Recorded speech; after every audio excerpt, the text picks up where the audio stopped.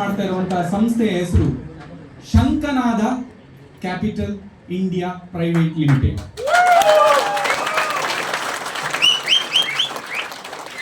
ಇಷ್ಟರವರೆಗೆ private limited company sir, ನಮ್ದು proprietorship company, ಈಗ private limited ಕಂಪನಿಯಾಗಿ ರಿಜಿಸ್ಟರ್ ಆಗಿದೆ. ಸೊಸೈಟಿ ಬ್ಯಾಂಕ್ ರೆಡಿ ಇದೆ. ಸೊ ಏನು ಬೇಕು, ಇನ್ನೇನು ಬೇಕು ನೋಡಿ.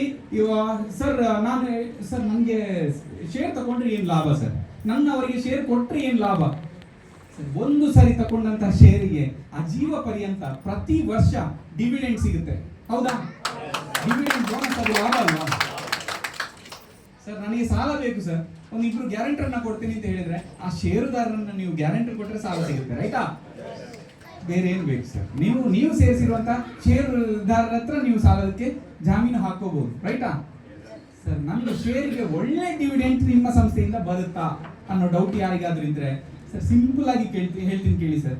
ಒಂದೊಂದು ಪಿನ್ ಕೋಡ್ ಇದೆಯಲ್ಲ, ಆ ಒಂದೊಂದು ಪಿನ್ ಕೋಡಿಗೆ ಒಂದು ಶಾಪ್ ಫ್ರಾಂಚೈಸಿ, ಗೋಕುಲ ಮಾಡಿದ್ದು ಫ್ರಾಂಚೈಸಿ ತಗೊಂಡಿದ್ದೀರಿ ಅಂತ ತಿಳ್ಕೊಳ್ಳಿ ಸರ್. ಗೋಕುಲ ಮಾಡಿದ್ದು ಫ್ರಾಂಚೈಸಿ ತಗೊಂಡಿದ್ದೀರಿ, ಎಲ್ಲ ಐಟಮ್ಸ್ ಇದೆ.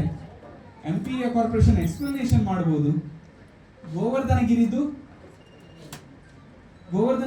ಕಲೆಕ್ಷನ್ ಪಾಯಿಂಟ್ ಮಾಡಬಹುದು. ಶೇರ್ ಅಲ್ಲ, ಕಲೆಕ್ಷನ್ ಪಾಯಿಂಟ್ ಮಾಡ್ಕೋಬಹುದು ರಿಜಿಸ್ಟರ್ ಆದ್ಮೇಲೆ. ಎಂಪವರ್ ಇಂಟೀರಿಯರ್ಸ್ ಇದ್ದು ಮಾರ್ಕೆಟ್ ಮಾಡಬಹುದು. ಇನ್ನೊಂದು CDM ಮಿಷಿನ್, ಅಂದ್ರೆ ATM ಆಗುತ್ತೆ, ಕ್ಯಾಶ್ ಡೆಪಾಸಿಟ್ ಮಿಷಿನ್ ಆಗುತ್ತೆ.